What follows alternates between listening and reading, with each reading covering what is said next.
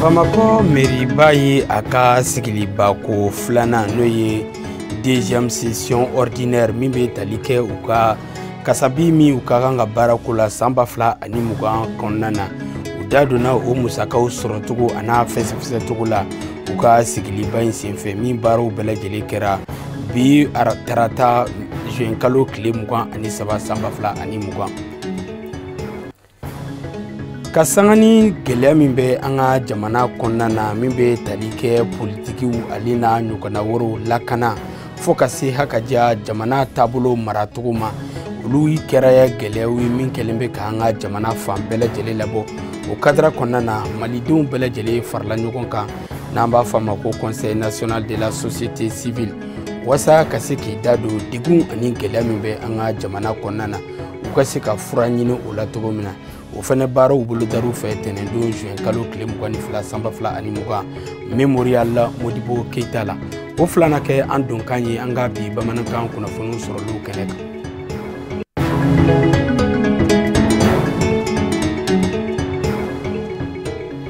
An balima bamanankamɛnnaw Mali kɔnɔ ani Mali kɔ kan an bɛ foli ni waleɲumandɔn ɲɛsin aw ma ka sanga ni aw ka matarafali ka ɲɛsin Serifila Jabaraniso ma wasa a bɛ se ka faamuyaliba sɔrɔ an ka bamanankan kunnafoniw na minnu bɛna walawalali kɛ aw ye Mali kunnafoniw ani jɛnfɛn wɛrɛ tɔw la an bɛ aw ladɔnniya k'a fɔ n ko nin y'o kuma selen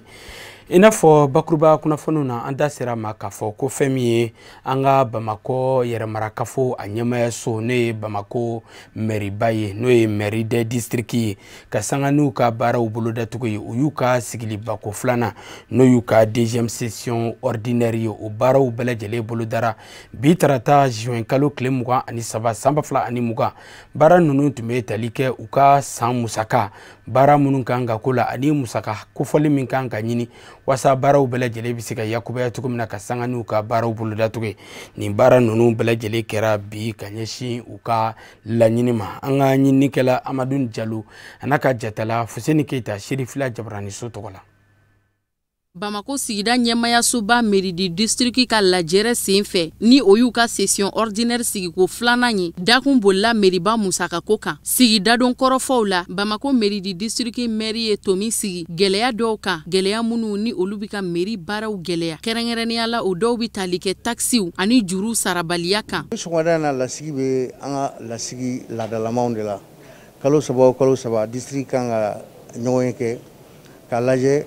problème mun bɛ dugu kɔnɔ an bɛ se ka o fɔ ɲɔgɔn ye cogo min commune 6 kɔnɔ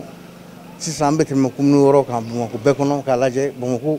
commune minnu bɛ sigida la an bɛ se ka ɲɔgɔn dɛmɛ cogo di baaraw la kalo saba an bɛ ɲɔgɔn ye donc an bɛ kalo 6nan na sisan donc conseil filanan kan ka kɛ ɲɔgɔn filanan kan ka kɛ pour que an ka lajɛ minnu bolodara u kɛra wa munna ma se ka kɛ an kan ka fɛɛrɛ jumɛn tigɛ pour que u ka se ka kɛ mɔgɔw ka lafiya la. Bamakɔ mairiba maire ni o ye Adama Sangare a ko baara bolodalen kura min ni o bolodara san 2000 ani san 20 kɔsɔn ko bɛna kɛ sababu ɲuman ye Bamakɔ mairiba ma a ka se ka ŋuna ni a yɛrɛ ye ni ka ɲɛda kura bɔ gɛlɛya minnu ni olu sidɔnna san 2000 ani san 19 ka se ka olu ɲɔgɔnna bali. Ɲinan samiyɛ la an bɛ an fanga da kosɛbɛ an ka partenaires de kan n'o ye Ozone ye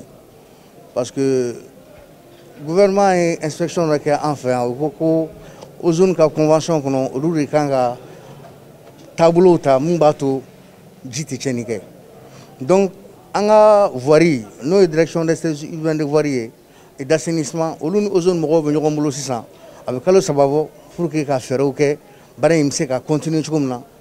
yani ji ka se ka tiɲɛni kɛ et puis nɔgɔ minnu tonnen don fan o fan k'a lajɛ olu bɛ se ka cɛ cogo min na walasa mɔgɔw ka se ka lafiya. Coronavirus fiɲɛbana kɛra sababu ye ni ka fiɲɛ dɔ sɔrɔ ko binakun caman kan i n'a fɔ komi bolimafɛnkow jagokow o n'a ɲɔgɔnnaw Bamakɔ mairiba maire ka fɔ la ko waati sera a ka kan teliyala fɛɛrɛ camanw ka sigi sen kan walasa laɲini minnu makɔnɔnen don ka sanga ni coronavirus fiɲɛbana kɛlɛliko ye olu ka se ka ta k'a don ba la ka sɔrɔ ko lakunu. Bi kɔni gɛlɛya bɛ diɲɛ kɔnɔ gɛlɛya bɛ Mali kɔnɔ gɛlɛya bɛ Bamakɔ kɔnɔ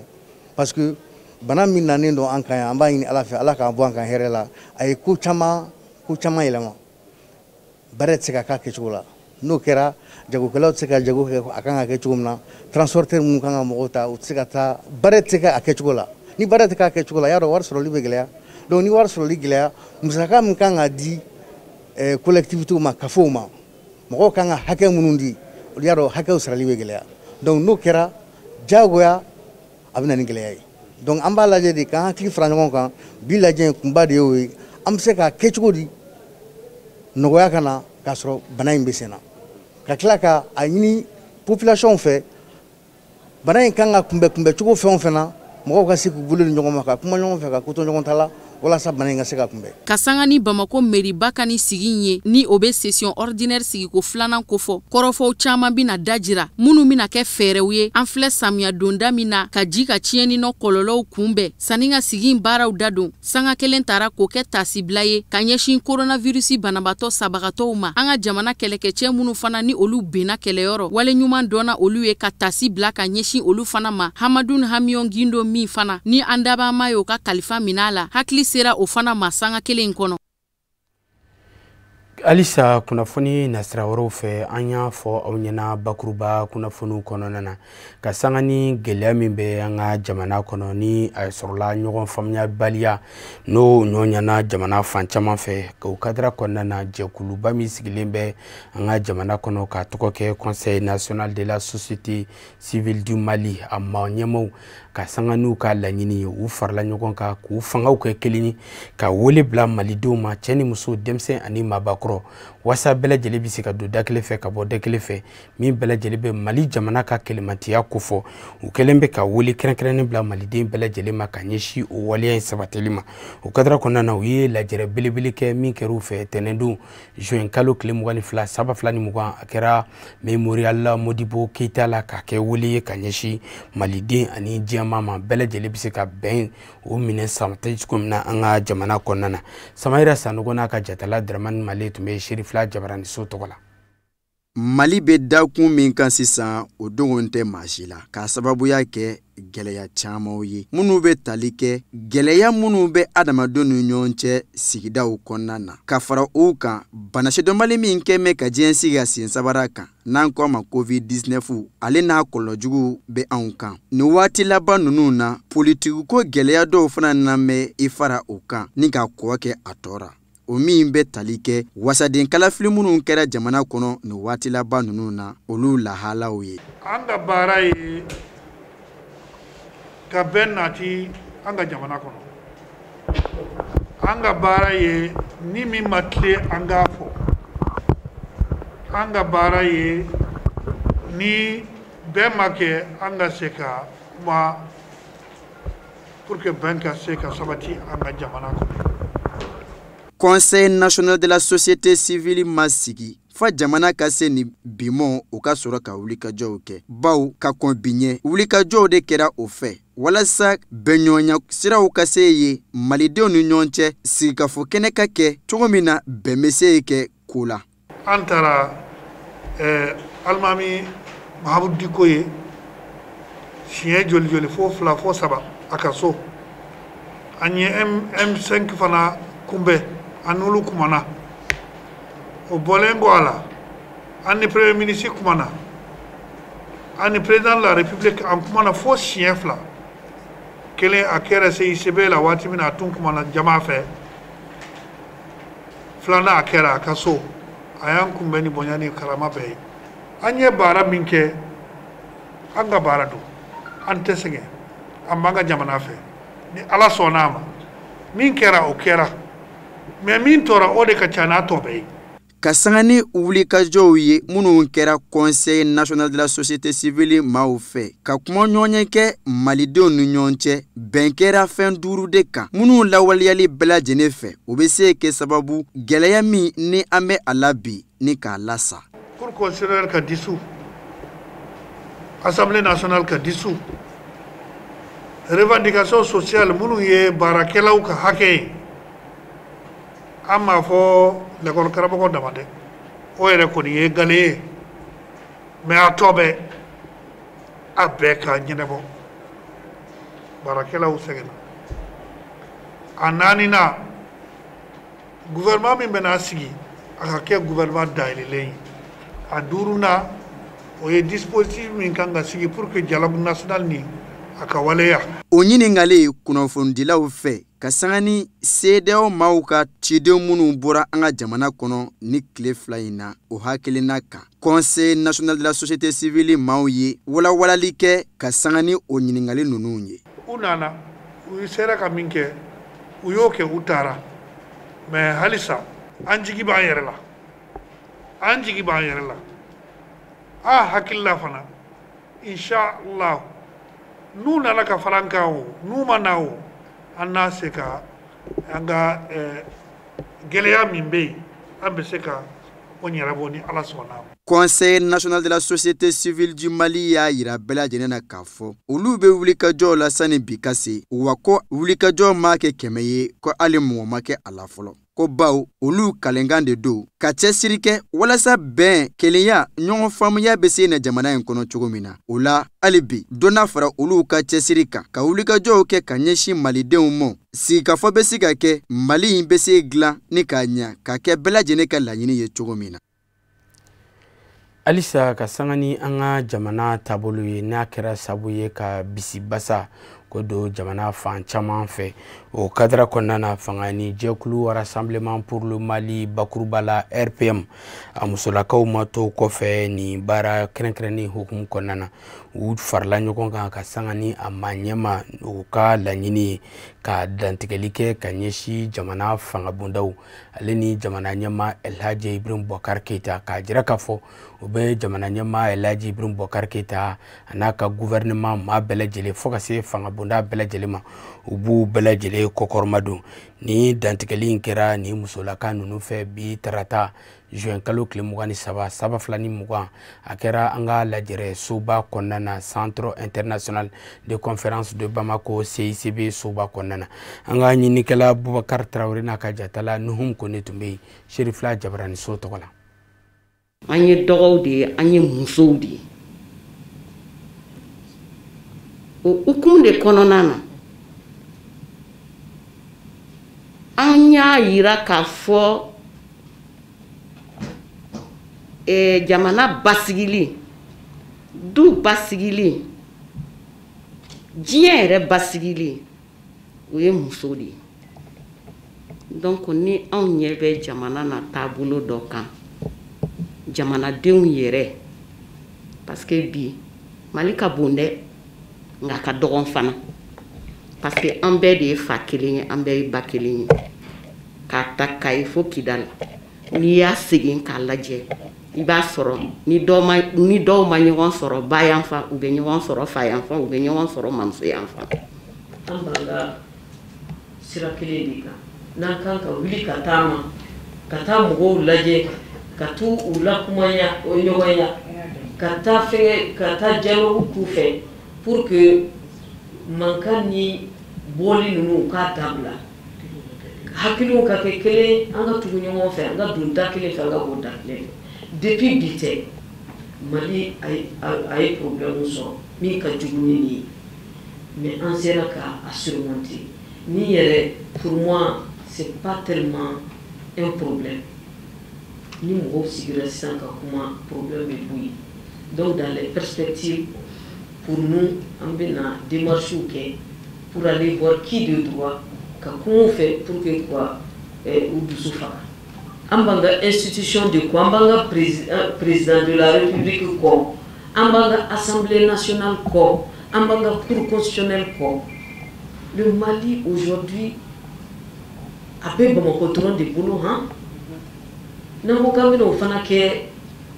centre ɲɔgɔn ye c'est pas le terrorisme mais nous-mêmes entre nous c'est grave on risque d'aller au chaos et vraiment on veut éviter ça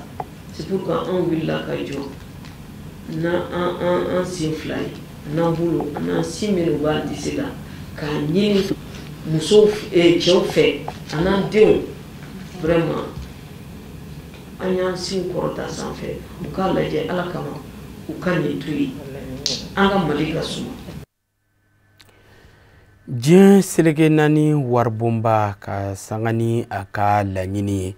degun ni gwɛlɛya min bɛ anw ka jamana kɔnɔna na u kɛlen bɛ ka dɛmɛ ta ka ɲɛsin an ka jamana cɛman fanfɛn bolo maaw ma kɛrɛnkɛrɛnnenya la Mopti mara maaw u ka dugu min bɛ yen n'an b'a wele ko Kɔna walasa ko u dɛmɛ o bɛ se k'u yɛrɛ dɛmɛ cogo min na nin waati gɛlɛman ninnu kɔnɔna na ka u dɛmɛ ka fɛn min ye jɛgɛ mara minɛnw jɛgɛ mara o bɛ se ka yakubaya cogo min na Kɔna mara kɔnɔna na ka o minɛnw caman ta k'a di u ka jɛkulu ma minnu ka baaraw bɛɛ lajɛlen ɲɛsinnen bɛ jɛgɛ mara ani mɔni o sabatiliko ɲuman ma Mopti mara kɔnɔna na nin waleya in kɔni kanna ka ɲɛsin Banque mondiale fɛ ka ɲɛsin Mopti maradenw ma walasa an ka se ka faamuyaliba sɔrɔ nin ko bɛɛ lajɛlen na an ka ɲininikɛla Musa Fɔnba ale bɛ walawalali kɛ a ko kan an ka jɛ k'a ɲamada.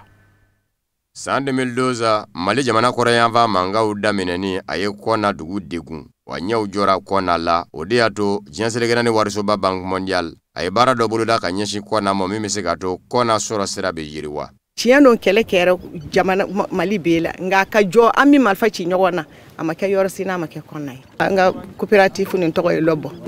u nana case ninnu d'an ma u ye minɛnw d'an ma ka jilafiniw d'an ma ka kurun d'an ma ka fɛn caman di an ma. O de kosɔn tarata juin kalo tile 16 jɛgɛ mara mina dɔ ko casier flottanti o 64 de nina Kɔna jɛkulu 16 la min bɛ se ka to u ka jɛgɛ mara baaraw bɛ se ka nɔgɔya u bolo. U nana u ye kazu ninnu u nana u y'a monter u ye association bɛɛ wele k'i ka na i ka kazi bi jigi an nana ka na kazi ninnu jigi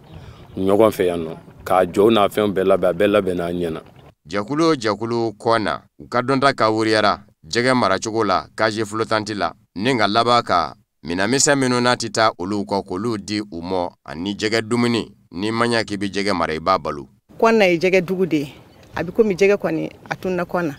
nin dun nin ye kudayi de ye nin tɛ don kelen ye nin ye kudayi de ye anw denw an mɔdenw fo ka taa se an ka tulomasama ma kaze nin b'a bɛɛ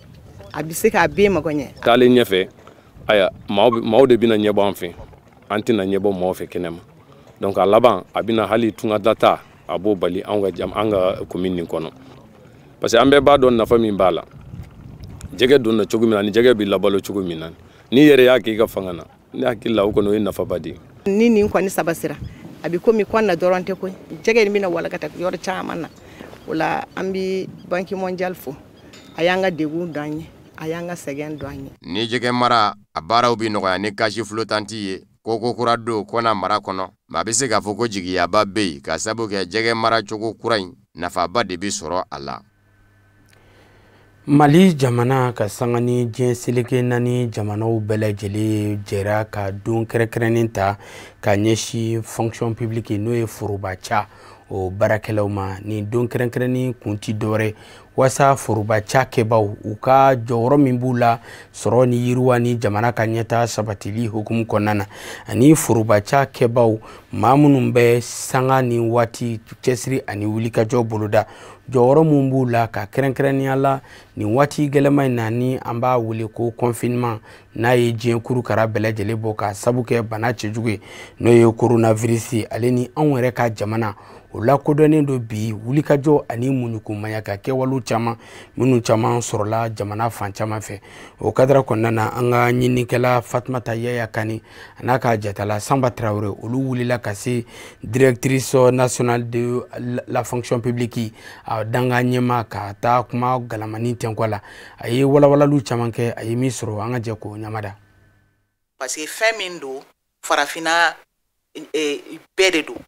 mais Mali la yan nɔ an fana b'an ta kɛ an ta de cogoya la min se b'an ye o hukumu kɔnɔna na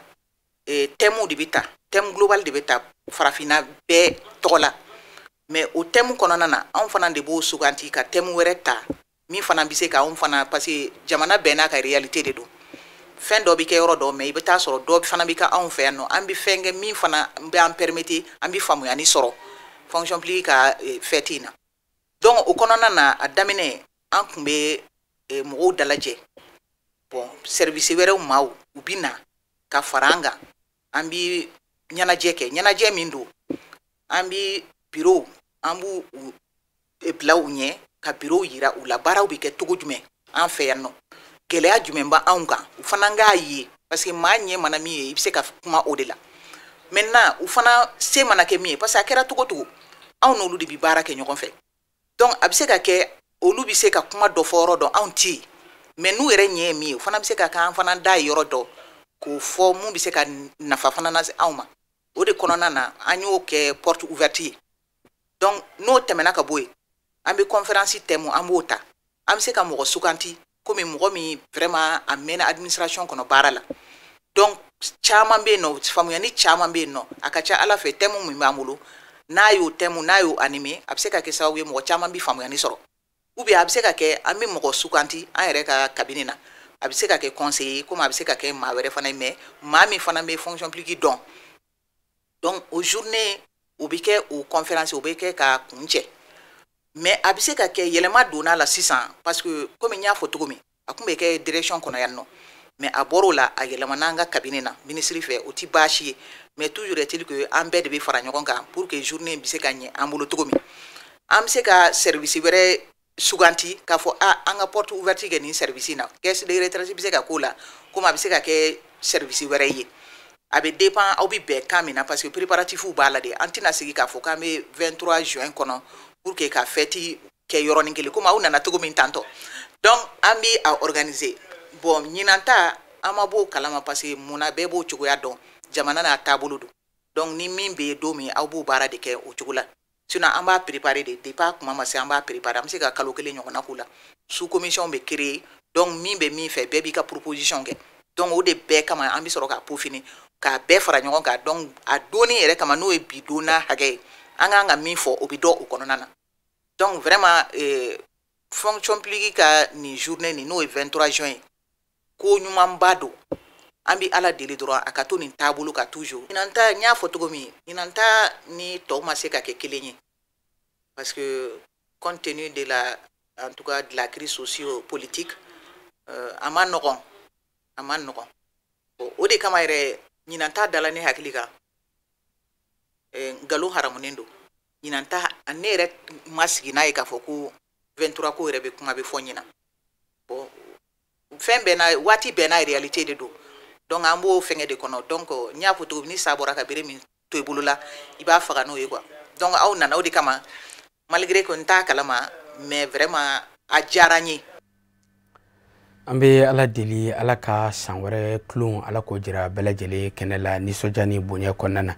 kunnafoni nasira wɛrɛw fɛ arabi saudite maa ɲɛmaw u ye kunnafoni dɔ lase min bɛ tali kɛ iji o baaraw bolodali kan u y'a jira k'a fɔ ko ni ala sɔnna ma juye kalo kuncɛ waatiw ko ijiw baaraw na boloda maka jamana kɔnɔna na nka ɲinanta a tɛna kɛ i n'a fɔ san tɛmɛnen tɔ baw ma nata o na jateminɛ kosɛbɛ ka sanga ni bana cɛjugu min kɛlen bɛ ka diɲɛ kurukara labɔ n'o ye coronavirus bana kisɛ walima covid-19 kuna ɲina ma nata jateminɛ kosɛbɛ nka an ka ɲinikɛla kafinɛ bacili ale ye sɛgɛsɛgɛli k'a ko kan a ye min sɔrɔ an ka jɛko ɲamada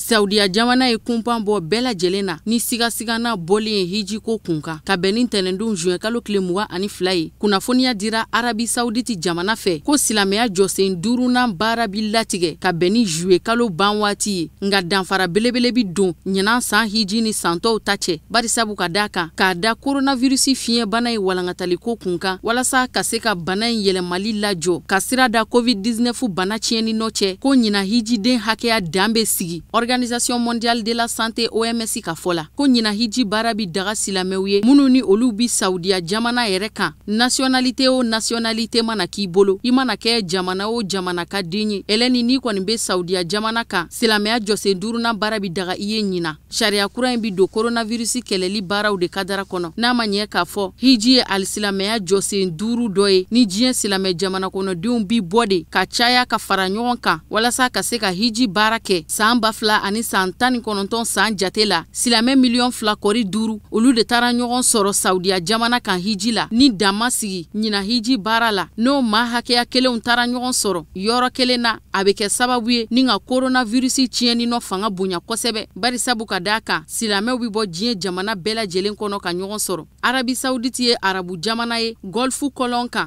coronavirus bana kɛlen do ka se sɔrɔ jamana min na kosɛbɛ. Saudiya jamana maa ɲɛmaw ye jate min bɔ ka bin coronavirus banabatɔ hakɛ la. O bɛ t'i jɔ maa 1,061 na. Banabatɔ minnu sata bɔra bana na maa 1,000 ani maa 307 don. Walasa ka se k'u kanga bana ni tiɲɛni nɔ cɛ. Kabiri ni marisi kalo tɛmɛnen Arabi Saoudite kun ye sariya ta ni ka humura kɛli jɔ. O min bɛ kɛ san kalo mumɛ alisilamɛya dugu sanuman 2 yɔrɔ la Maka ani Medine. N'a ma ɲɛ k'a fɔ dan sigira ɲina hijidenw na. Saudiya jamana kɔni y'a yira k'a fɔ k'u b'a fɛ ka danganiya kan de waleya ɲuman minnu fɔra ni olu kan ka matarafa walasa coronavirus kana tiɲɛni kɛ. K'u b'a fɛ o matarafa ko ɲuman de ka timɛ ni o dɔw bɛ tali kɛ. Danfara ka don i ni mɔgɔ ɲɔgɔn ni ɲɔgɔn cɛ ka bɔ mɛtiri 1 na ka mɛtiri 2 sɔrɔ. Lakana ko fɛɛrɛw bɛɛ mana sigi sen kan ko laɲiniw bi sɔrɔ. I n'a fɔ komi silamɛya diinɛ yɛrɛ b'a laɲini cogo min ni o ye buna adamadenw ni lakanali ye. Dɔgɔkun laban ninnu kɔnɔ maa caman kun bɛ minnu sigilen kun bɛ n'a ye k'a fɔ hiji baara bi sɔn ka bɔ a ma wali kelen sariya gɛlɛnw na ta. O de kama o maa kofɔlen kun kɛlen do ka hiji labɛn baara dɔw jɔ. A kɛra jigitigɛ ko ye silamɛ ɲuman caman de bolo minnu bɛ u ka nafolomuguw kɛrɛnkɛrɛn ka bɛn hiji baara kuma ma walasa ka se ka t'u ka silamɛya jɔsen 5nan baaraw latigɛ silamɛya dugu sanumanw kan. Ani kafinɛ bacili bɛ to ɲɔgɔn fɛ ka farafina ani diɲɛ fan wɛrɛ kibaruyaw lasɔrɔ. A bɛ tile 12 bɔ bi maa faga wulikajɔ dɔ kun bolodara Côte d'Ivoire jamana kɔnɔ kɛrɛnkɛrɛnnenya la ka taa ni kɔrɔyanfan ye ka folo sorasilakaw dagayɔrɔ la ka ɲɛsin finitigilakaw ma. O wulikajɔ in kɛra banbaganci jɛkulu minnu fɛ. O banbaganci jɛkulu Sekasi Dondo chef du commandement a sera ka bin sorasilakaw ka jɔ kɔnɔ. Tɛgɛ kɛra la finitigilakaw fɛ wa ka bɛn ni ntɛnɛndon ye. Kunnafoniya dara Côte d'Ivoire jamana sorasiya minisiri Amedi Bagayogo fɛ k'a fɔ a binna sorasilakaw ka jɔ kɔnɔ ni tɛgɛkɛli ye banbaganciw ka ɲɛma chef du commandement in na ka bɛn kari ma. O kunnafoniya in dara sorasiya minisiri Amedi Bagayogo fɛ taasi bila kɛnɛ de ka ɲɛsin sorasi maa bɔnɛlenw ma u niw na minnu ni olu binna banbagancimɔgɔw ka wulikajɔ in sen fɛ. Akuedo ka militaire kuranin kɔnɔ Côte d'Ivoire duguba la Abidjan. Hakili jiginna juin kalo tile 10 tɛmɛnen ka dugu jɛ juin kalo tile 11 na banbagancimɔgɔw ye wulikajɔ boloda ka ɲɛsin lakana tigilamɔgɔw dagayɔrɔ dɔ ma Kafolo min kasara bonyana kosɛbɛ barisabu ka d'a kan a bɛ taa se maa 10 kɔ la minnu ni olu bɔnɛna u niw na maa 6 hakɛya olu jogina kosɛbɛ Côte d'Ivoire jamana finitigilakaw ka fanfɛ. Kunnafoni sɔrɔlenw ka fɔ la kɛlɛkɛcɛ 11 ka fara gendarmulaka 1 kan olu de benna banbagancimɔgɔw ka maa faga wulikajɔ in senfɛ ka taa ni Côte d'Ivoire jamana kɔrɔyanfan ye. Tɛgɛ kɛra banbagancimɔgɔw ka Sekasi Dondo chef du commandement min na n'a kunnafoniya dara sorasiya minisiri Hamedi Bagayogo fɛ a ma ɲɛfɔliba kɛ banbaganci jɛkulu maa ɲɛma in ka lahalayaw kun kan. Tɛgɛ kɛra la kun min yɛrɛ la waleya mun nɔfɛ o ma bugunatigɛ sorasiya minisiri.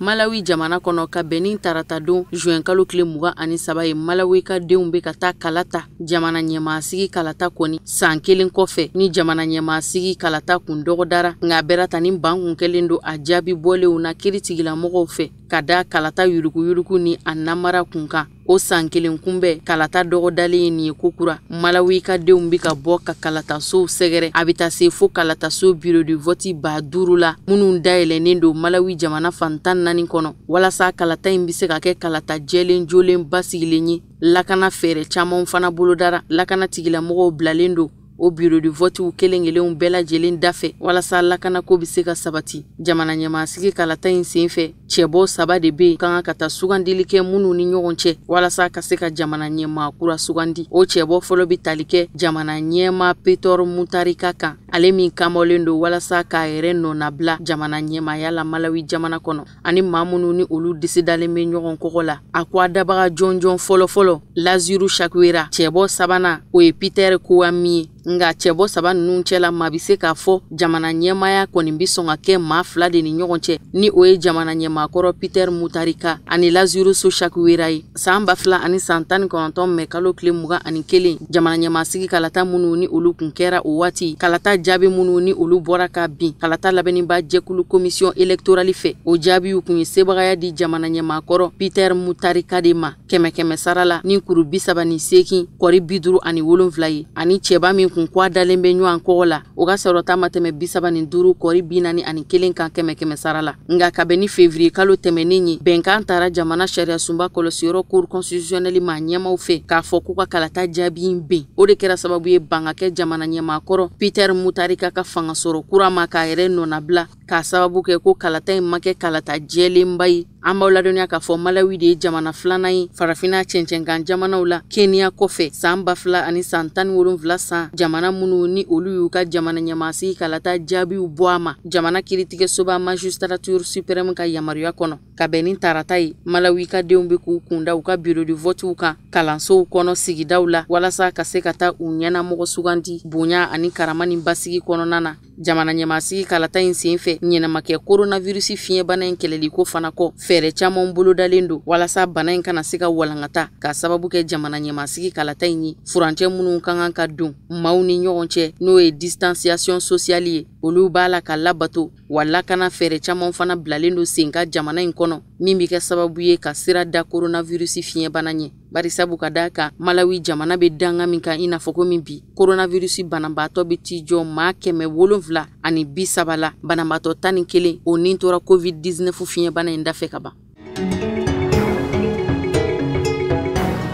Tanzanie jamana kɔnɔ Tanzanie jamana minisiri kɔrɔ min ni u ka cɛw bɛ ɲɛsin Tanzanie jamana ani jamana wɛrɛ cɛw kɔɲɔw ɲɛnabɔli kama Bernard Mambe walima ale de bɛna jamana ɲɛma John Magufuli nɔnabila wa an b'aw ladɔnniya k'a fɔ minisiri kɔrɔ in n'a ka cɛw bɛ ɲɛsin Tanzanie jamana ni jamana wɛrɛ cɛw kɔɲɔw ɲɛnabɔli kama a m'a ka ŋaniyaw dogo hami ni laɲini minnu b'a la a y'o bɛɛ lajɛlen kɛ kɛnɛkanko ye baara bolodalen minnu makɔnɔnen don Bernard Mambe fɛ o bɛ tali kɛ jamana ɲɛmaaya golo yɛrɛ de sigiyɔrɔ nɔfɛ a bɛ fɛ k'i bolo maanabɔ majorité présidentielle ɲɛkunya yɛrɛ de nɔfɛ ka sanga ni jamana ɲɛmaasigi kalata ye min dɔgɔdalen don ka bɛn octobre kalo nata ma walasa o laɲiniw ka sabati Bernard Mambe ni a ye minisiriya kɛ Tanzanie jamana kɔnɔ minisiri min ka cɛw bɛ ɲɛsin Tanzanie jamana ni jamana wɛrɛ cɛw kɔɲɔw ɲɛnabɔli kama a si bɛ taa san 66 la laɲini kɛra fɛ ka ban min gafe cira jamana fanga ɲinitɔn ma ka ban o gafe in kɔnɔ kuma bɛ tali kɛ fɛn minnu kan o bɛ tali kɛ Bernard Mambe ka laɲini kan ni o de ye ka se ka jamana ɲɛma John Magufuli nɔnabila ka se k'i cogo majorité présidentielle ɲɛkun na fanga ɲinitɔn minnu ni fanga bɛ ɲɔgɔn kan fɔ ka kɛ o sɛkasi dondo ye kunnafoni in dara kalo damadama ka sanga ni minisiri kɔrɔ in ka gɛnni ye ka bɔ jamana fanga ɲinitɔn kɔnɔ Bernard Mambe ka fɔ la a ko kunnafoni jɔnjɔn fosi ma bɔ jamana fanga ɲinitɔn in kɔnɔ min bi ale ka gɛnni ko gafe sɛbɛntiya san 2015 Tanzanie jamana ɲɛma sigira golo kan John Magufuli ye kunnafoniya da ka bɛn ni araba ye k'a fɔ a bɛ n'i kanbɔ jamana ɲɛmaaya ɲinini nɔfɛ min dɔgɔdalen don ka bɛn octobre kalo nata ma walasa ka se k'a yɛrɛ nɔnabila tarata i n'a fɔ komi a pɛrɛpɛrɛ latigɛlen don sariya gafew kɔnɔ cogo min jamana ɲɛma John Magufuli a ye wasabulon ti ka ban ka sanga ni jamana ɲɛmaasigi kalata labɛn baaraw ye ka tila ka layidu di jamana kɔnɔdenw ma k'a fɔ kalata in bi kɛ kalata jɛlen jolen basigilen ye.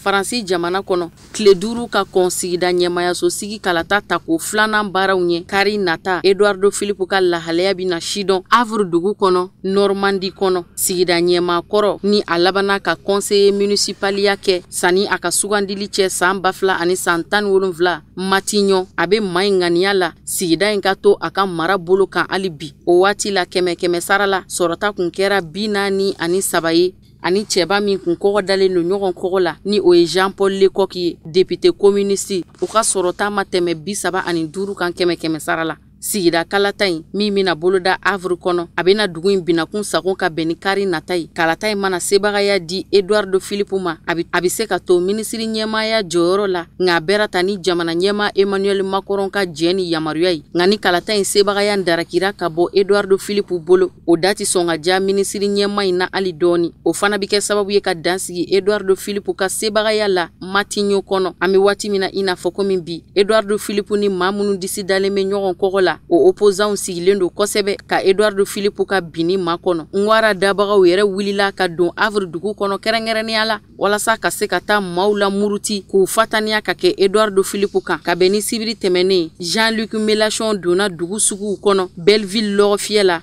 n'o be tali kɛ Havre dugu kin dɔ kan maa hakɛya kɔrɔtalen do yɔrɔ minnu na kosɛbɛ a ye taa bila furubamugu la yen. Wasaden Jean-Luc Mélenchon ale kɔni bɛ ka maa min kɔrɔ don sigida ɲɛmaaya ɲinini na Havre kɔnɔ. O ye maa ye Edouard Philippe ni maa min kɔgɔ dalen bɛ ɲɔgɔn kɔgɔ la ni o ye cɛbɔ Jean-Paul Lecoq ye.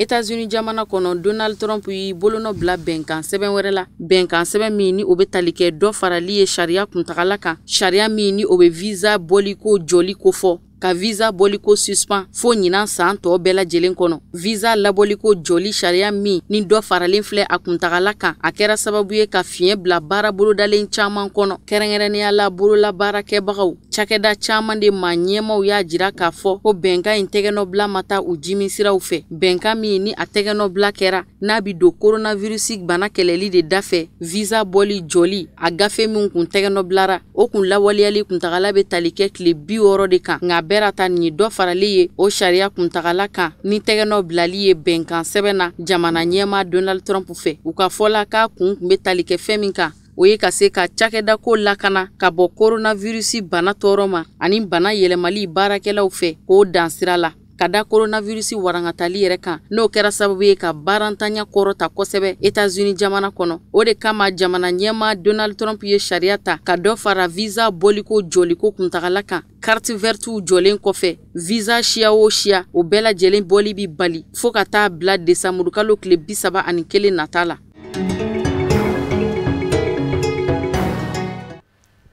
O de fana bɛ dansiri bi bamanankan kunnafoniw sɔrɔlo na min na bɛnna kunnafoni di so ɲɛmɛ so fɛ kalasaw ma ka sangani ni kuma ye. An b'a ɲini aw fɛ bɛɛ lajɛlen k'i hakili to bana cɛjugu min bɛ an ka jamana kɔnɔna na n'o ye coronavirus ye walasa bɛɛ lajɛlen bɛ se ka kisi ni bana jugu in ma cogo min na. O bɛɛ ye dansiri bi bamanankan kunnafoni sɔrɔlo na aw ni ce aw ka ɲɛmadali fɛ laseli wɛrɛ aw ni Mamadu Ben Sherif Sumano bɛ ɲɔgɔn sɔrɔ aw k'an bɛn diɲɛ waati wɛrɛ.